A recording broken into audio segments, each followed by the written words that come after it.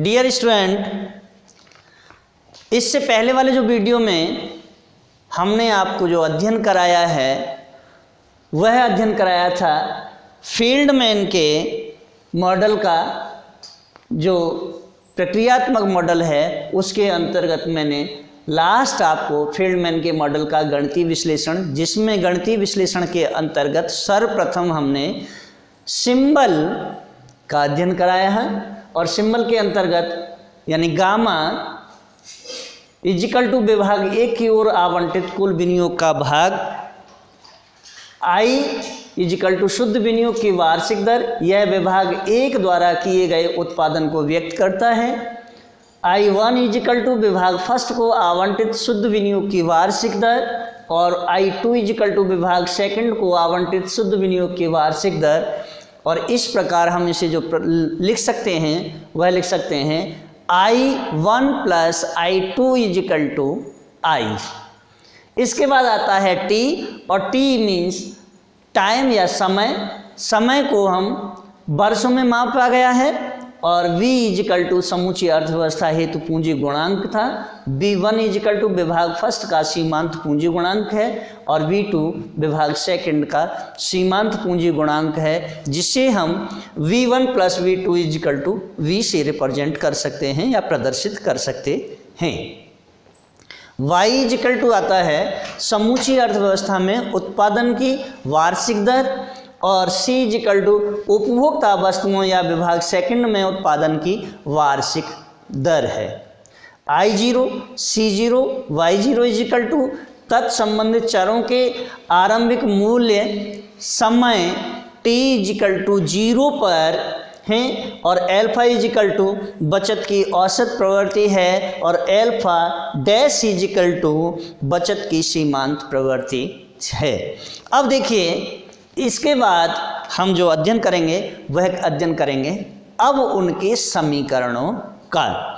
तो समीकरणों का अध्ययन करने से पहले अगर आप हमारे चैनल पर नए हैं तो चैनल को सब्सक्राइब करें, लाइक करें, कमेंट करें, बेल आइकॉन का बटन अवश्य ही दबाएं, कमेंट ज़्यादा से ज़्यादा करें, जिससे कि मैं आपके लिए और इससे भी ज़्यादा अच्छे से अच्छे वीडियो बनाने की मुझे आपके कमेंटों से प्रेरणा मिले। चलिए अब हम समीकरणों का अध्ययन करते हैं।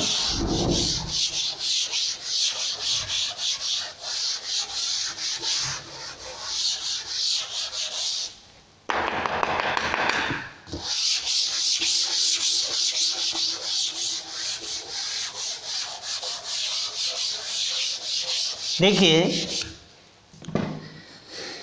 प्रोफेसर फील्डमैन के मॉडल को निम्नांकित समीकरणों द्वारा हम स्पष्ट कर सकते हैं। तो सबसे पहले हम कैसे देखें, समूची अर्थव्यवस्था में शुद्ध विनियोग की जो वार्षिक दर है, यानी समूची अर्थव्यवस्था में शुद्ध विनियोग की वार्षिक दर, जिसे हमने I से प्रदर्शित किया है। वार्षिक दर I को अब देखिए को क्या कर दें, y से गुणा कर क्या कर दें, I को y से गुणा कर दें तो क्या निकल के आ जाएगा, पूंजी वस्तु क्षेत्र में हुए विनियोग आवंटन की वार्षिक दर I1 निकल के आ जाएगी।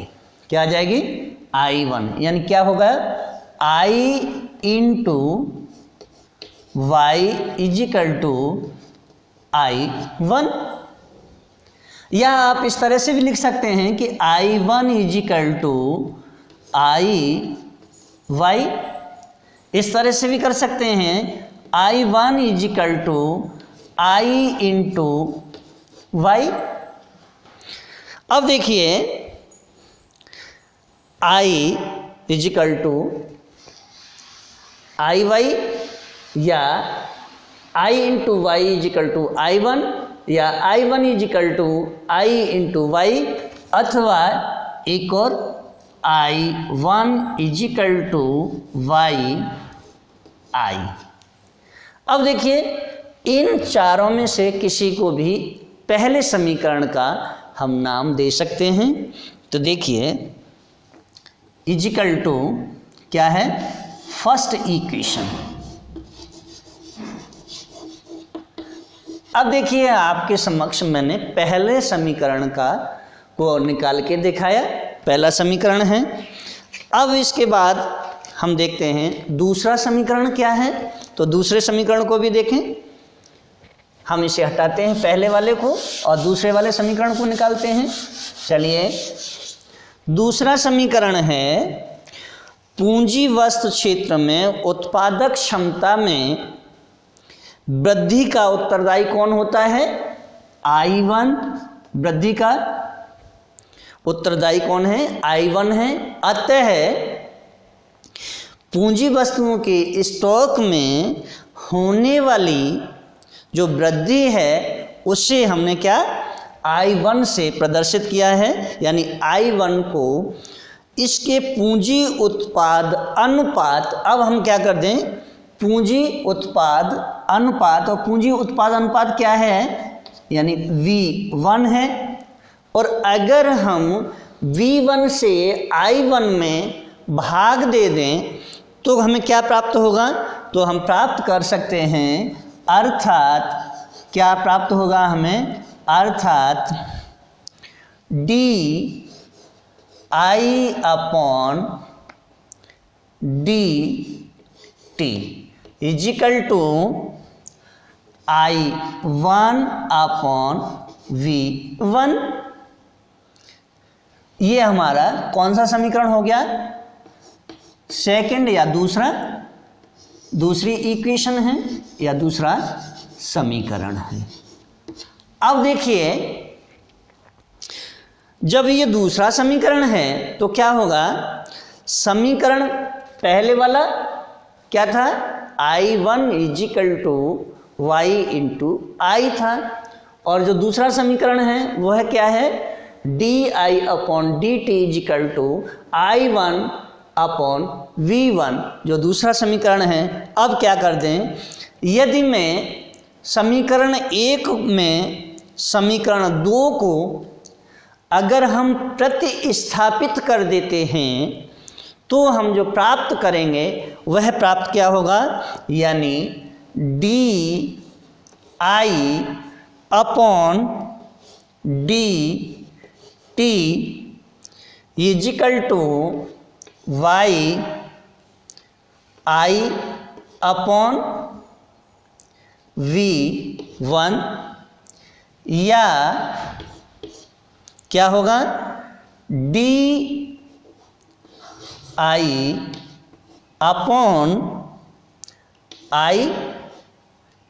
इजिकल टू गामा/V1 इंटू DT। और ये हमारा तीसरा समीकरण है। क्या है, तीसरा समीकरण, यानी third equation.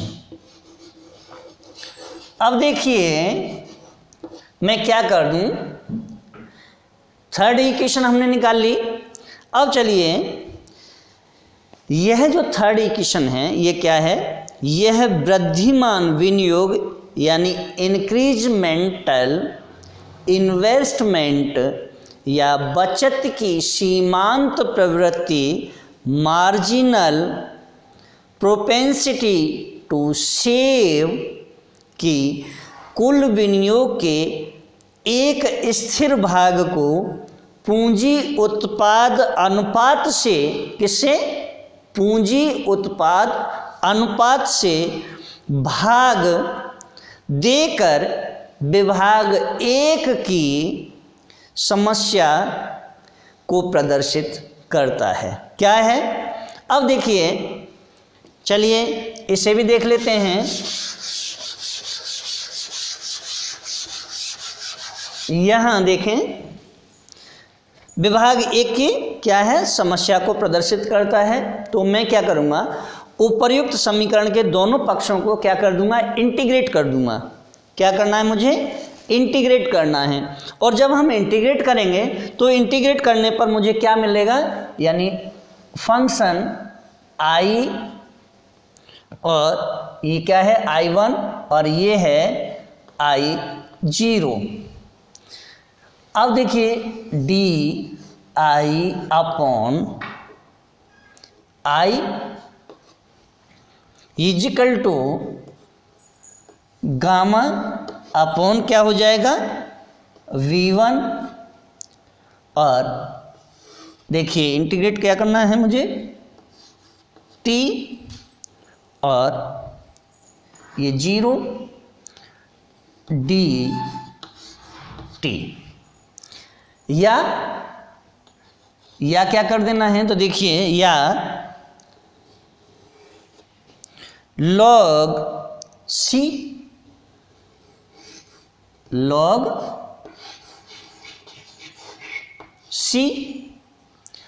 I log C I, और इसे I और I0 is equal to V upon V1, और ये देखें T, और T क्या है, T की घात T और 0, या next log C I minus log C I0 is equal to gamma upon V1 T। इसलिए क्या होगा, I upon I0 is equal to gamma upon EV I T into T। अतः इक्वेशन क्या होगी, इक्वेशन देखिए I is equal to I0 gamma upon V1 E T, और ये जो समीकरण है यह समीकरण है चौथा। कुछ नहीं किया मैंने, बस ये इंटीग्रेट कर दिया है। अब देखिए यह सूचित करता है कि कुल विनियोग किसी समय बराबर होता है आरंभिक विनियोग गुणांक या घातांक गुणांक। अब घातांक गुणांक क्या है, घातांक गुणांक है गामा अपॉन V1 किसके, T के। यह है घातांक गुणांक gamma upon V1 E into T के बराबर होता है। इसे सरल करने के लिए मुझे क्या करना है, सरल अगर मैं इसे करूँगा तो I0 इजिकल टू I रखते हैं, जिससे तात्पर्य यह है कि वार्षिक शुद्ध विनियोग की आरंभिक दर इकाई के बराबर होती है। ऐसा प्रतिस्थापित करते हुए समीकरण 4 को हम क्या दे सकते हैं, नया रूप दे सकते हैं, और नया रूप जो दिया जाता है वह होगा I is equal to gamma upon V1 E T, और ये समीकरण होगा आपका 5वां। कौन सा, इक्वेशन 5। अब देखिए 5वां समीकरण तो हमने निकाल लिया है। अब देखते हैं 5वें समीकरण में क्या अगर हम कर दें तो 6ठे समीकरण का हमें मिल जाए। तो समीकरण 5 हमें सूचित करता है कि कुल विनियोग एक स्थिर घातांक दर। अब देखिए स्थिर घातांक दर क्या है? स्थिर घातांक दर है gamma upon V1, gamma upon V1 से बढ़ता है। अब देखिए जब ये बढ़ता है तो क्या निकलेगा? तो देखिए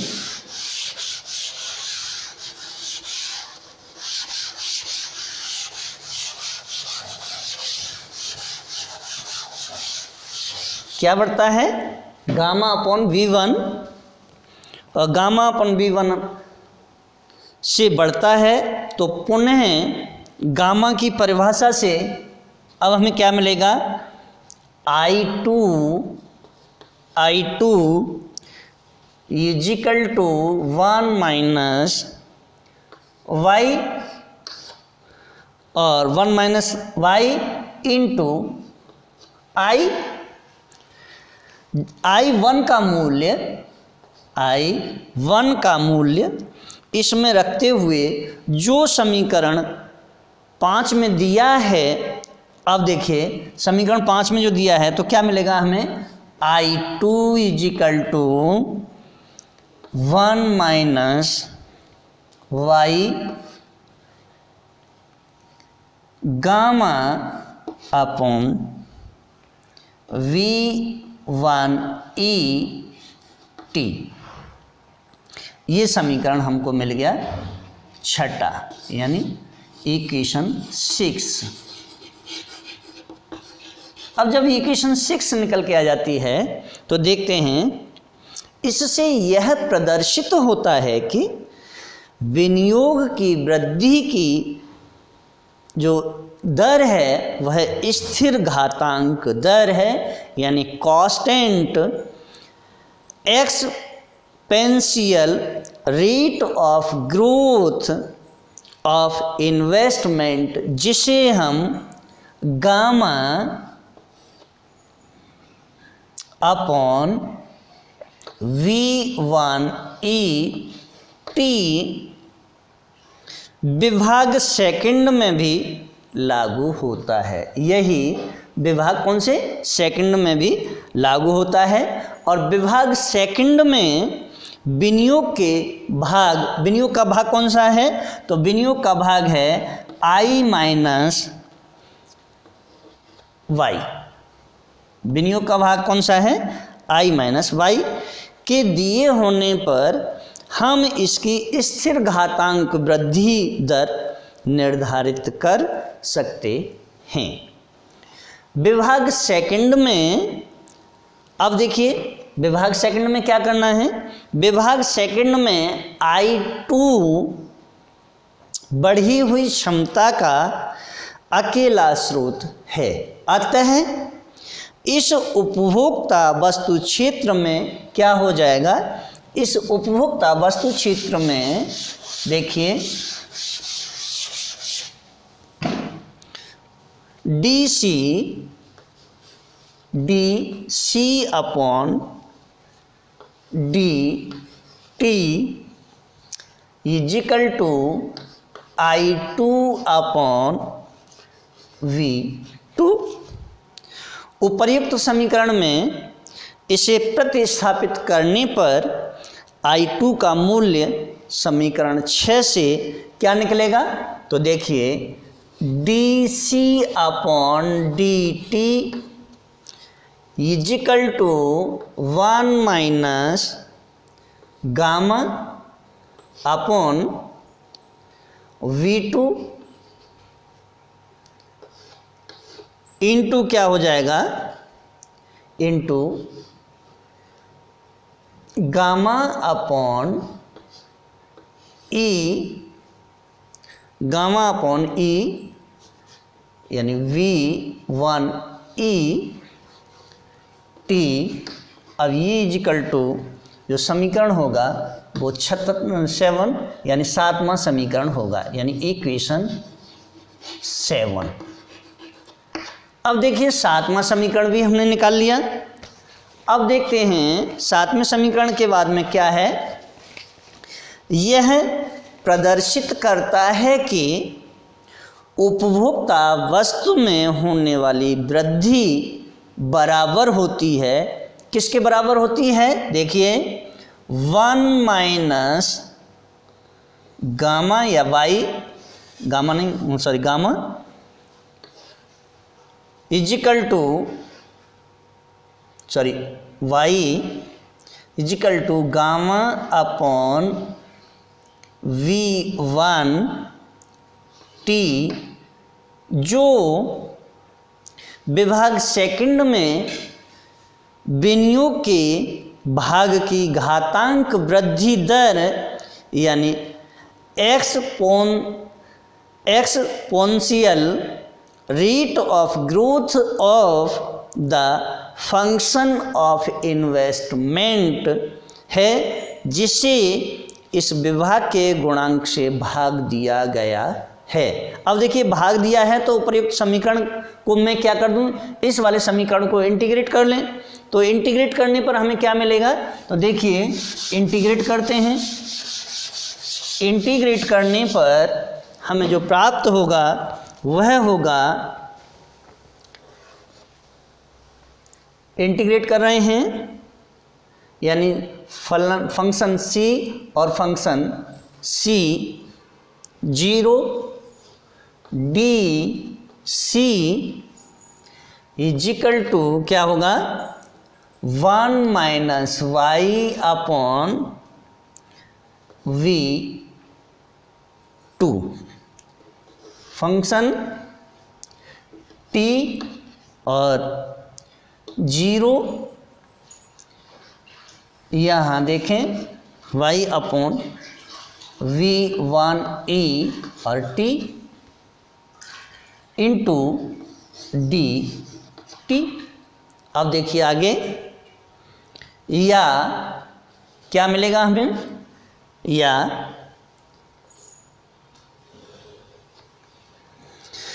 C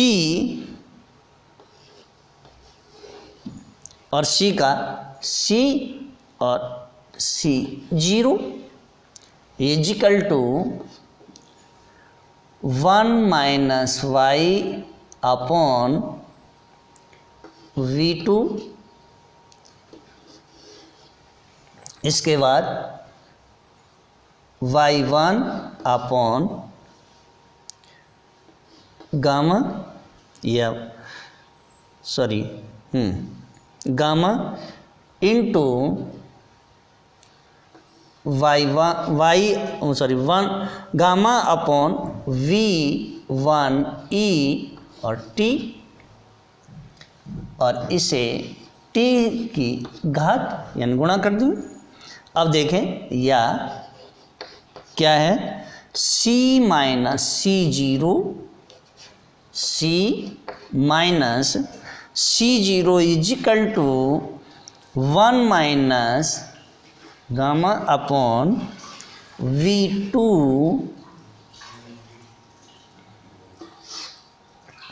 V1 upon gamma into gamma upon V1e t minus V1 upon gamma, या C minus C0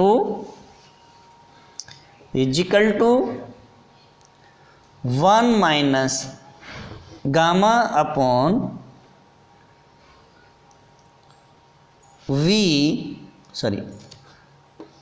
gamma upon V2 into V1। आगे gamma upon V1e t minus 1। Next, इसलिए C is equal to C0 plus 1 minus R upon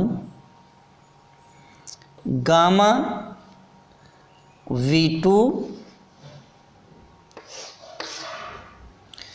V1 upon V2 into gamma upon V1 t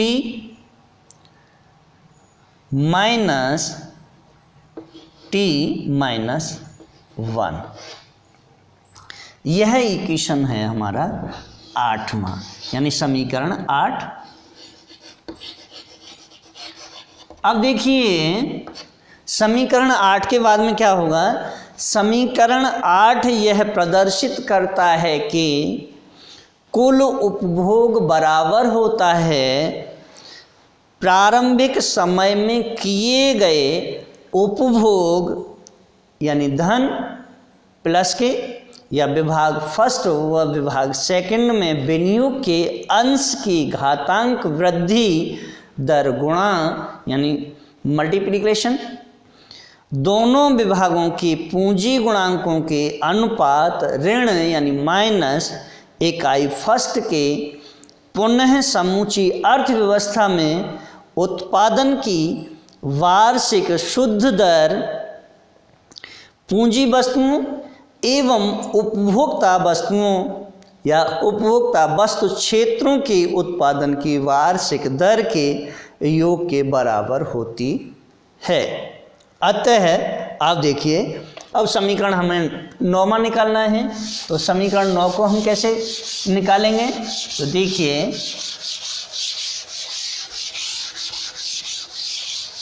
अब समीकरण हमारा 9वां जो है वह है अतः क्या होगा, अतः y equal to c plus आई।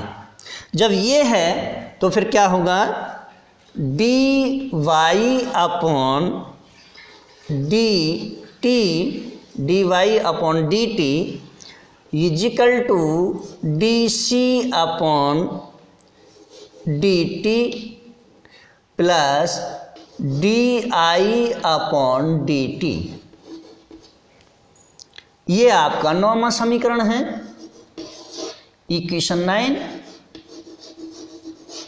अब देखिए जब इक्वेशन 9 भी आपने निकाल ली तो क्या बचा, समीकरण 9 में डी अपॉन डी टी तथा D C upon D T के मूल्य समीकरण या मूल समीकरण 3 व समीकरण 7 में रखते हुए हम क्या प्राप्त करेंगे। तो देखिए D Y upon D T is equal to 1 minus gamma upon V2 into gamma upon V1 T into T plus gamma y upon V1। समीकरण 6 से यानी समीकरण क्या है, समीकरण 6 से क्या ले लेंगे I is equal to gamma upon V1 T. तो क्या हमें मिलेगा, इसलिए देखिए इसलिए D Y upon D T is equal to 1 minus R upon 1 minus gamma upon V2 into y upon यानी गामा V1 और T plus upon V1 upon यानी बाई गामा V1E और T। इसके बाद गामा अपॉन V1E T को समान लेते हुए यानी बराबर हम लेते हुए देखते हैं क्या निकल के आएगा। तो इसे हटाना पड़ेगा यहाँ से। देखें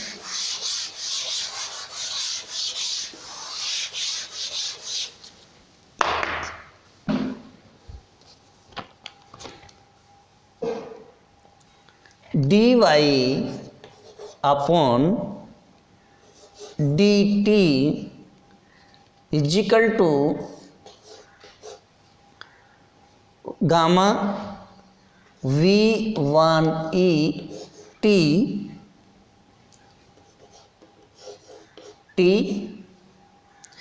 into 1 minus y upon V2 plus y1 V1 या dy upon dt is equal to gamma upon V1E और T इंटू देखिए 1 अपॉन V1 V2 फिर कोष्टक में देखें 1 minus y upon V2 plus y upon V1।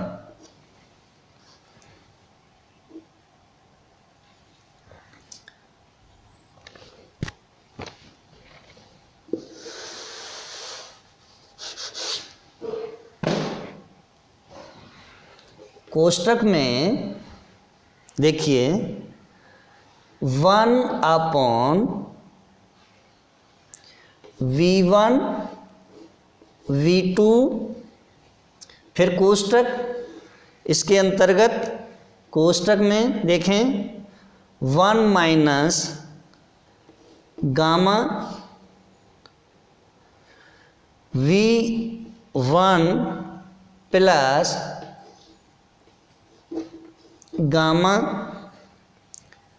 V2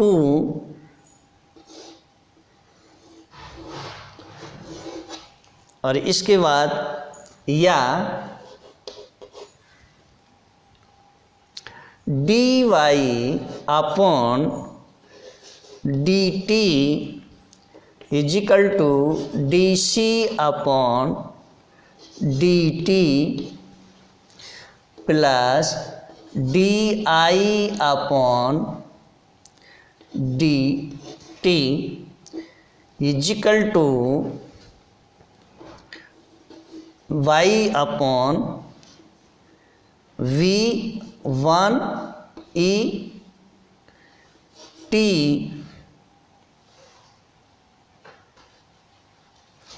upon V1 V2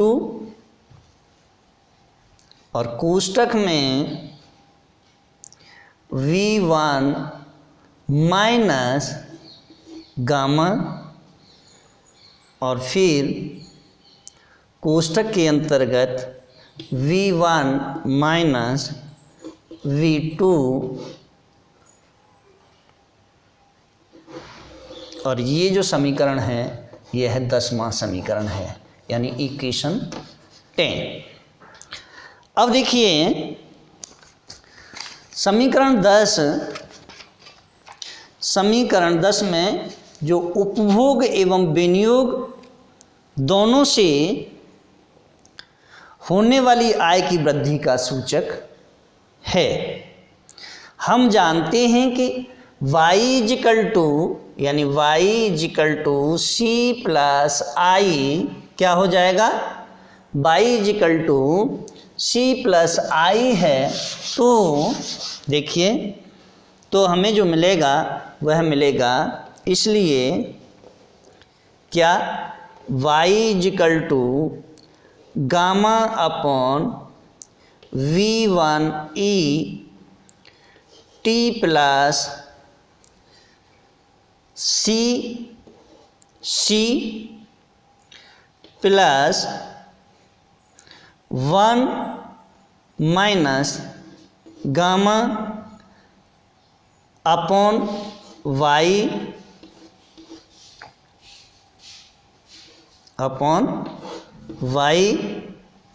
into V1 upon V2 कोष्टक में gamma upon V1 E T minus 1 ये प्राप्त हो जाएगा। अब देखें दाएं हाथ की तरफ यानी RHS एक का योग करने एवं घटाते हुए हम जो निकालेंगे वह होगा, देखिए वह क्या होगा,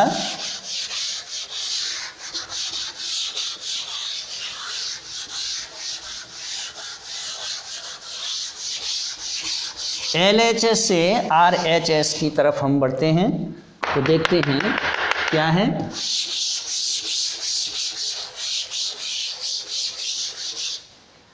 यहाँ देखें y is equal to C0 plus यानी C0 plus I minus 1 plus gamma upon V1 E T minus T plus 1 minus R upon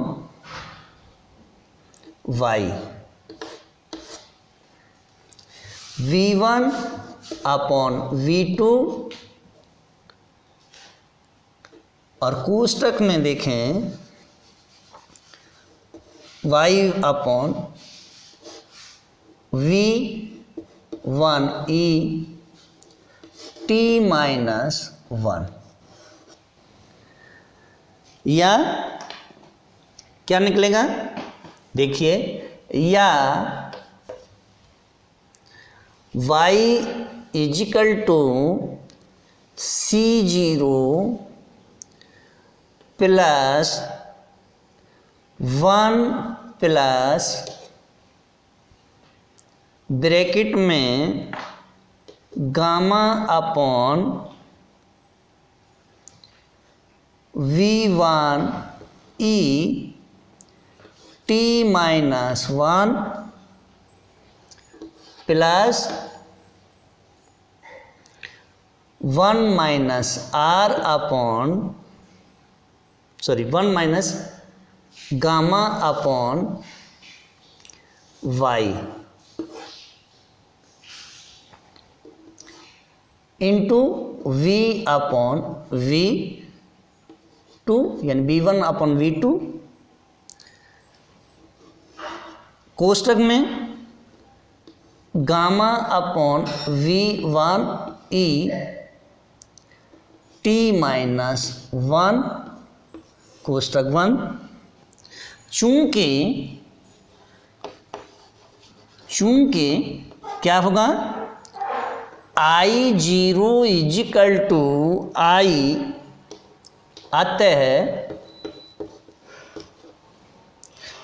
अतः क्या निकलेगा,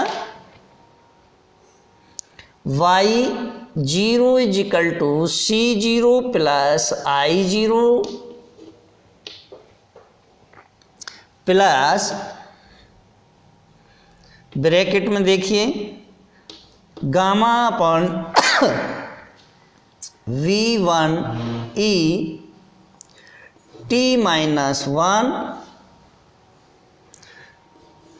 फिर कोष्टक में 1 + 1 - R upon Y minus V1 upon V2। तो C0 + I0 के लिए क्या होगा, I0 के लिए या I0 के लिए Y0 को प्रतिस्थापित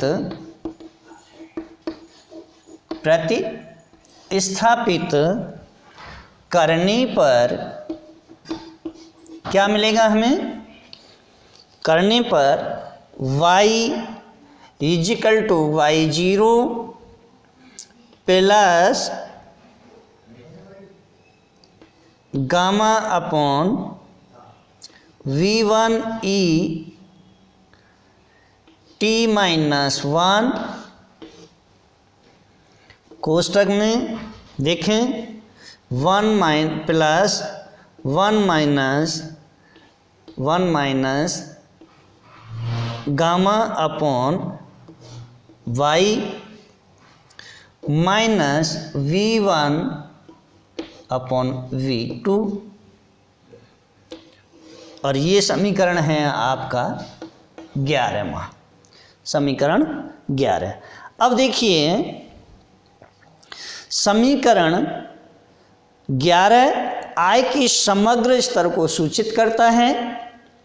समूचे रूप में अर्थव्यवस्था को प्राप्त होने वाली आय, उपभोग एवं बचत के योग को समाहित करती है।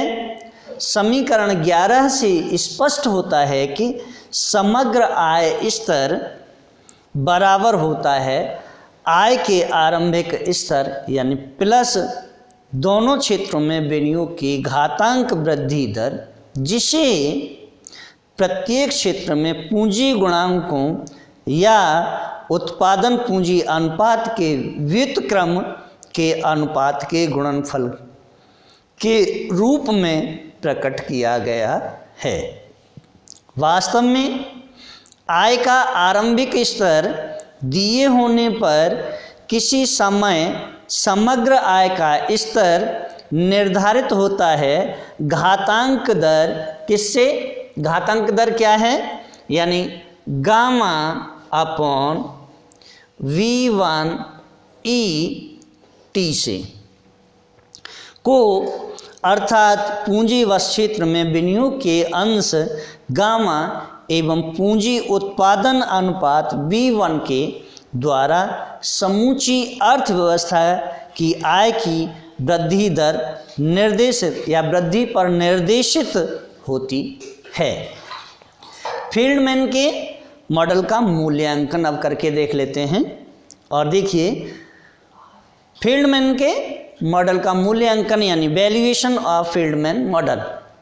अब देखिए प्रोफेसर फील्डमैन का जो मॉडल है वह कैसा है, मार्क्स की पुनर्उत्पादन स्कीम के प्रावैगिक विश्लेषण की दृष्टि से महत्वपूर्ण प्रयास है।